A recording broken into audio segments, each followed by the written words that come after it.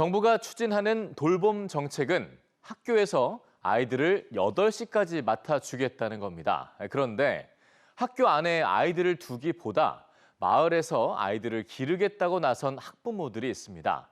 요즘은 쉽게 찾아보기 힘든 풍경인데 최근 영화가 개봉하면서 새롭게 주목받고 있습니다. 황대훈 기자가 현장을 다녀왔습니다. 서울 성산동의 한 건물 안.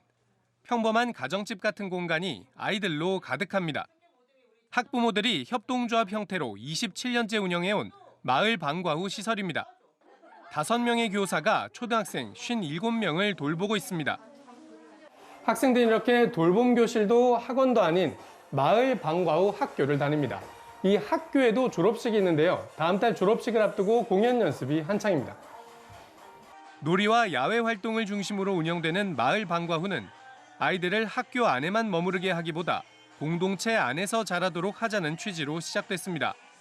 어른들이나 그런 것이 아니라 자기가 좋아하는 거가 뭐고 그것으로 인해 즐거움이 어떤 것인지 그리고 다른 사람하고 소통하는 방법이 어떤 건지 좀 깨달아가는 일상이었으면 좋겠거든요.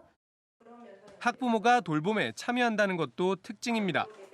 5학년 아이를 맡기고 있는 김은영 학부모는 휴가를 떠난 교사 대신 직장에 연차를 내고 아이를 돌보러 나왔습니다.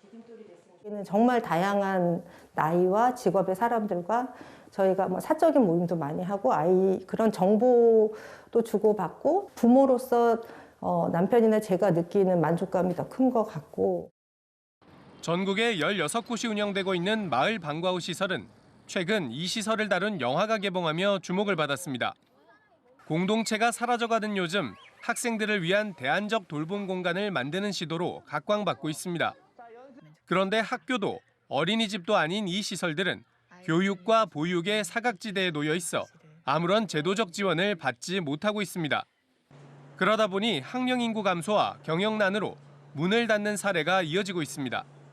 한때 40명 가까운 아이들이 다니던 인천의 이 시설은 지난해 문을 닫았습니다. 다른 대안이 없다 보니까 좀 힘들어하시는 분도 있었고 또 돌봄이 갑자기 또 부모님들한테 부담이 가는 부분이 있다 보니까 어려움도 호소하셨었고 서로 좀 각자 안타까워하는 그런 상황입니다. 과천의 또 다른 마을 방과 후 시설을 찾아가 봤습니다.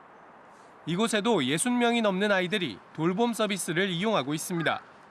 이 시설은 경기도의 아동 돌봄 공동체 조성 사업에 선정돼 시설비와 사업비를 지원받고 있지만 한시적인 사업이라 3년 뒤엔 지원이 끊길 예정입니다.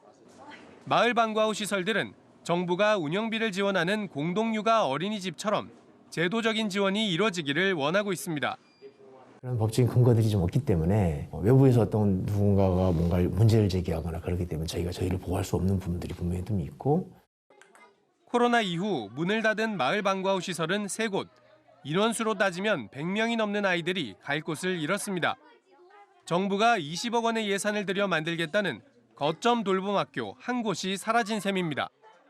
유보 통합이 추진되면서 교육과 보육의 벽은 무너지고 있지만 부모들이 일군 돌봄 터전은 여전히 사각지대에 놓여 있습니다. EBS 뉴스 황대훈입니다.